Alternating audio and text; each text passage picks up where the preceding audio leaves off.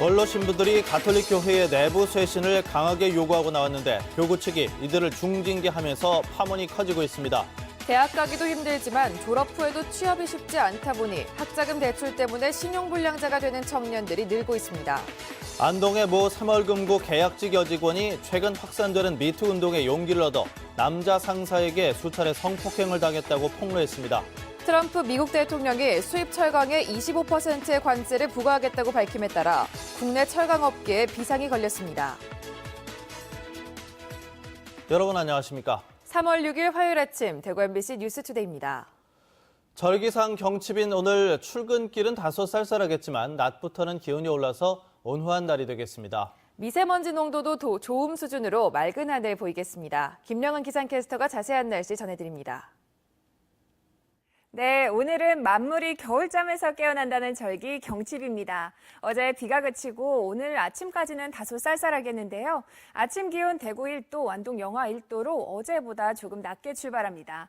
다행히 낮부터는 절기답게 기온도 오르고 하늘도 맑아서 낮 최고 기온 대구 13도, 완동 11도까지 오르는 등 전 지역이 한결 포근해지겠습니다. 다만 일교차가 10도 이상 무척 크게 나니까요. 체온 유지에 신경 쓰시기 바랍니다. 또한 우리 지역 미세먼지 농도도 좋음으로 공기질도 양호한데요. 다만 동해상에는 지금도 바람이 강하게 불고 있습니다. 항해나 조업 선박은 이 점 유의하셔야겠습니다. 이번 주는 내일부터 다시 구름이 많아지겠고요. 또한 낮 기온이 10도를 밑돌겠습니다. 목요일에 비 소식이 있겠습니다. 날씨 정보였습니다. 천주교 대구대교구가 운영한 대구시립희망원에서 심각한 인권 침해가 저질러져 억울한 생명 5이 숨진 사실 기억하십니까? 시민단체들은 대구대교구의 책임이 크다고 비판해왔는데 최근에는 천주교 대구대교구가 교구 쇄신을 요구한 원로 신부를 중징계해서 파문이 일고 있습니다. 신병철 기자가 보도합니다. 천주교 대구대교구가 최근 교황 명예 전속사제인 정은규 몬시뇨를 정직 처분했습니다. 올해 85세 은퇴 신부에게 정직이라는 중징계를 한 것은 대구대교구의 비리 의혹을 외부로 유출했기 때문이라는 것입니다. 하지만 이 같은 중징계는 천주교 내부에서도 충격적인 일로 받아들여집니다. 일반 상식적으로 봤을 때 몬시뇰이라는 직함이 있는데 교회에서 올바른 이야기를 하신 그 어르신에 대해서 정직 처리했다는 건 아주 비상식적인 얘기라고 생각해요. 또 다른 정직 처분 이유는 정은규 몬시뇰이 대구대교구의 쇄신을 요구하며 조한길 대주교의 퇴진을 요구했기 때문이라는 것입니다. 정 몬시뇰은 지난 2014년 대구대교구 법원장을 지낸 이강은 신부와 함께 조한길 대주교에게 교회 쇄신을 요청하는 문서를 보냈습니다. 정은규 몬시뇰은 이 요청문에서 천주교 대구대교구의 부패가 거의 구조적일 만큼 심각하다고 주장했고 조한길 대주교를 직접 만나 쇄신을 거부한다면 스스로 물러나야 한다고 요구했습니다. 문제가 된 문서는 천주교 신자이자 대구시립희망원 사태 당시 국민의당 희망원 대책위원장이었던 정준규 씨가 SNS에 공개하면서 외부에 알려지게 되었습니다. 상식적이고 합리적으로 해결하는 것이 아니고 오히려 이런 비리 의혹 문제 자체를 그냥 덮으려는 거 이 자체가 굉장히 사건을 호도하고 있는 그런 문제이기 때문에 천주교 대구대교구는 해당 문서의 내용은 사실이 아니며 조한길 대주교와 교구의 명예를 크게 훼손하는 것이라고 주장했습니다. 진짜 이거 진짜 맞는 게 없는데 왜 이걸 갖다가 사실을 하면 우리가 할 말이 없지만 사실이라는 걸 몬시뇰이 유포를 합니까? 사실인 걸 유포하면 할 말이 없습니다. 교황이 임명하는 명예사제인 몬시뇰을 포함한 원로 사제들이 대구대교구의 비리 의혹을 제기하며 교구 쇄신을 요구하면서 대구 천주교는 경랑 속으로 빠져들고 있습니다. MBC 뉴스 신병철입니다. 청년들의 시름이 너무 큰 시대입니다. 대학 가기도 힘들지만 졸업 후에도 취업이 쉽지 않으니 결국 학자금 대출 때문에 신용불량자가 되는 청년들이 늘고 있습니다. 박재형 기자입니다. 대학교 4학년 김모 씨는 사회에 첫 발을 내딛기도 전에 2천만 원의 빚을 안고 있습니다. 학기마다 등록금으로 300만 원씩 학자금 대출을 쓰면서 쌓인 겁니다. 김 씨의 문제는 졸업 이후에 더 커질 수 있습니다. 대출을 해서 일단 한복 이렇게 돌리면 취업이 보장되는 것도 아니기 때문에 대학을 졸업한 뒤 학자금 대출을 갚지 못해 신용 불량자가 되어버리는, 그래서 개인 회생 신청을 하는 경우가 늘고 있습니다. 재물을 지금 감당하기에는 당장 버거운 상황이고, 지금 까딱 잘못하는 뭐 이제 완전히 내몰리는 뭐 그런 상황이죠.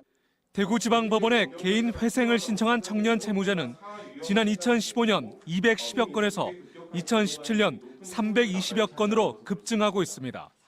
소득 항목의 안정성 및 소득 금액의 증대를 추구를 하고 청년 채무자에게 취업 및 구직에 관한 지원 프로그램을 안내해서 청년 실업 문제가 국가 재난 수준에 이른 만큼 청년 일자리 문제에 대한 특단의 대책이 마련되지 않으면 젊은 층이 짊어진 악순환의 고리는 끊어내기 힘들어 보입니다.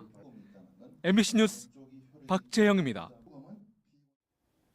안동의 모 새마을금고 계약직 여직원이 40대 남자 상사에게 수차례 성폭행을 당했다고 폭로했습니다.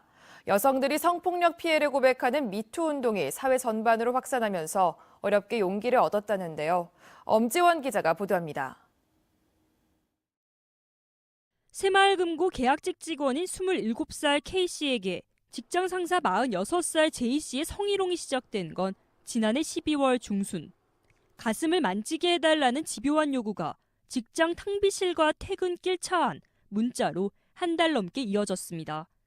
그러다 지난 1월 19일 퇴근 후 집에 데려다 주겠다며 K씨를 자신의 차에 태운 상사는 대놓고 성관계를 요구했고 급기야 모텔로 데려가 성폭행했다고 K씨는 털어놨습니다.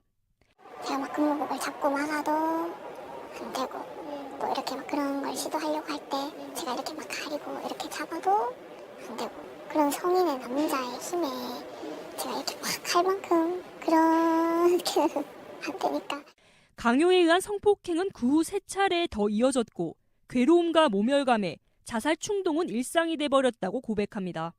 그냥 달려오는 차에 지었으면 좋겠다 이렇게 생각한 것도 그러면 그 사람하고 이제 얼굴을 안 볼 테니까.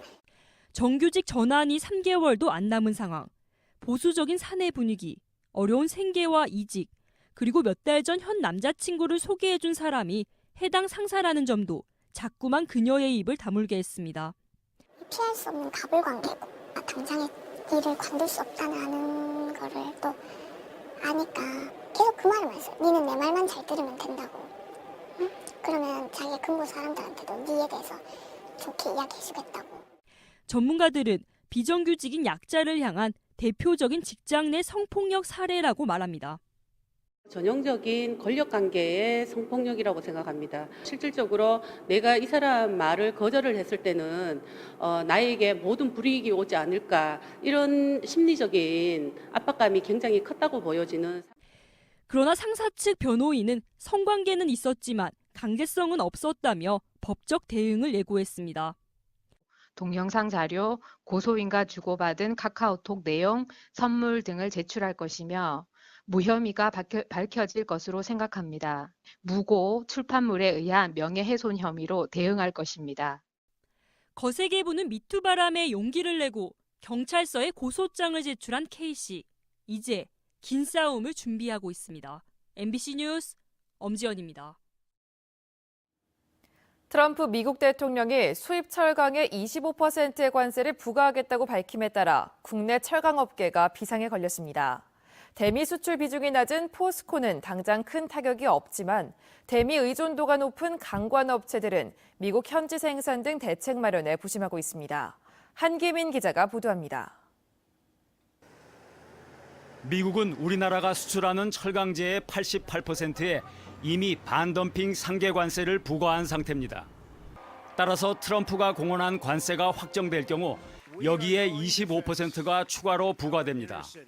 포스코의 경우 내년과 열연 강판에 이미 60%의 관세를 내고 있어서 25%를 더하면 관세가 90% 안팎에 이르고 현대제철은 최종적으로 63%의 관세를 부담해야 합니다. 하지만 이들 업체들은 일찌감치 수출 시장을 다른 지역으로 다변화해 대미 수출 비중이 3% 미만입니다. 이에 따라 당장 큰 타격은 없지만 장기적인 철강 수요 변화에 대비하고 있습니다. 미국 내 자동차, 가전 등 철강 수요 산업에도 적지 않은 영향을 줄 수 있으므로 이러한 점을 주 정부와 수요업체에 적극 전달해서 미국 법인에서 생산되는 제품에 대해서는 예외 규정을 적용받을 수 있도록 노력해 나갈 계획입니다. 문제는 강관업체들입니다. 원유와 셰일가스 채취에 쓰이는 유정용 강관이나 송유관 수요가 미국에 집중돼 있어 대미 수출 비중이 거의 절대적이기 때문입니다. 매출의 80%를 미국 수출에 의존하고 있는 넥스틸은 기존에 부과된 46%에 25%가 추가되면 70%의 관세를 물어야 합니다. 지난해 대미 수출 비중이 70%를 넘은 세아제강도 관세 폭탄이 현실화될 경우 사실상 수출길이 막히게 됩니다. 이에 따라 넥스틸은 미국의 공장 설립을 추진하고 있고 세아제강은 미국 생산법인을 보강하는 등 대응책 마련에 부심하고 있습니다.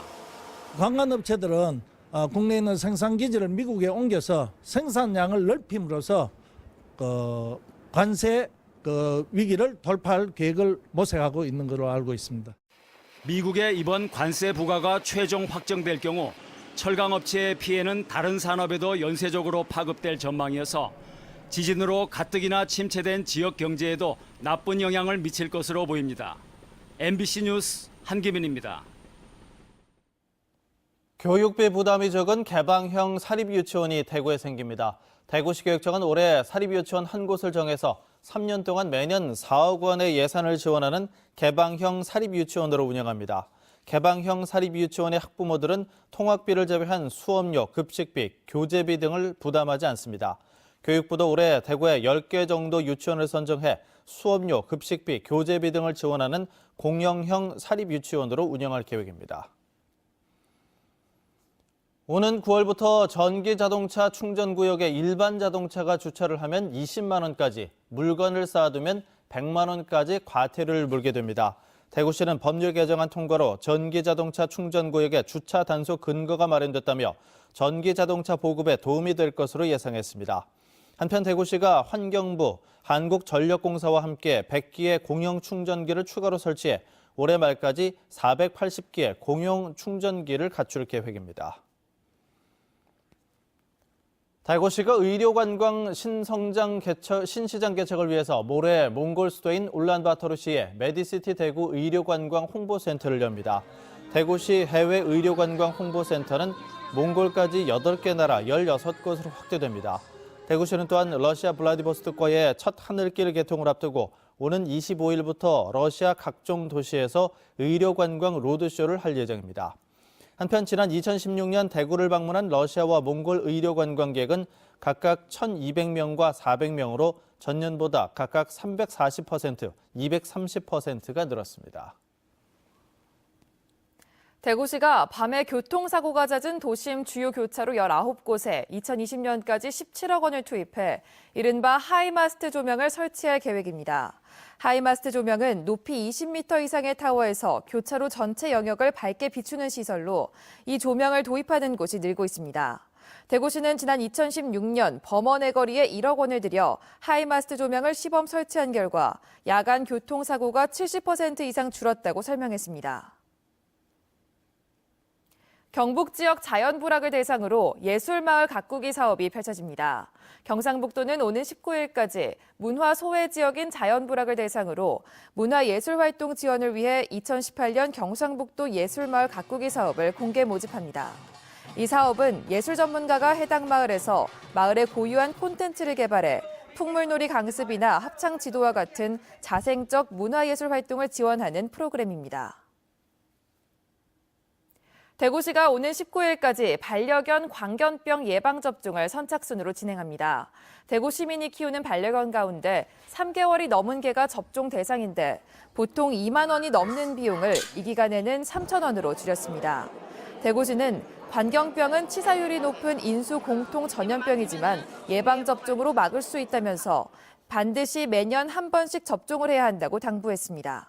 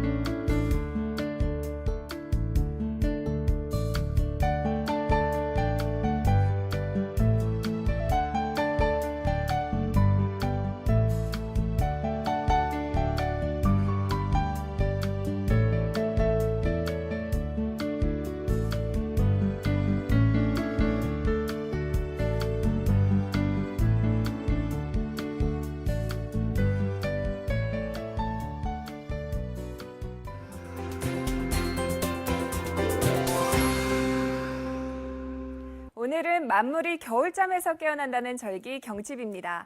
어제 비가 그치고 오늘 아침까지는 다소 쌀쌀하겠는데요. 아침 기온 대구 1도, 완동 영하 1도로 어제보다 낮게 출발하고 있습니다. 다행히 낮부터는 절기답게 기온도 오르고 하늘도 맑아서 낮 최고 기온 대구 13도, 완동 11도까지 오르는 등 전 지역이 한결 포근해지겠습니다. 다만 일교차가 10도 이상 무척 크게 나니까요. 체온 유지에 신경 쓰시기 바랍니다. 또한 우리 지역 미세먼지 농도도 좋음으로 공기질도 한결 양호한데요. 다만 동해상에는 지금도 바람이 강하게 불고 있습니다. 항해나 조업 선박은 이 점 유의하셔야겠습니다. 위성 영상 보시면 오늘은 중국에서 내려오는 고기압의 영향을 받아 우리 지역 맑은 하늘 보이고 있습니다. 깨끗한 하늘은 오늘 하루 계속되겠습니다. 자세한 지역별 날씨입니다. 대구 현재 기온 1도, 고령 영하 1도로 출발합니다. 낮 기온은 대구 13도, 고령 12도로 어제보다 포근하겠습니다. 상주의 이 시각 기온 영하 1도, 김천 영하 2도로 시작하고요. 낮 기온은 상주와 김천 12도 예상됩니다. 안동의 아침 기온 영하 1도, 의성도 영하 1도로 어제보다 쌀쌀하겠습니다. 낮 최고 기온은 안동 11도, 의성 12도로 일교차가 무척 크겠습니다. 울진의 아침 기온 0도, 낮 기온 7도 예상됩니다. 바다의 물결은 강한 바람과 함께 최고 5m로 높게 일겠습니다. 이번 주는 내일부터 다시 구름이 많아지겠고요. 낮 기온이 10도를 밑돌겠습니다. 또한 목요일에 비 소식이 있겠습니다. 날씨 정보였습니다. 화요일 대구 MBC 뉴스투데이를 마칩니다. 시청해주신 여러분 고맙습니다.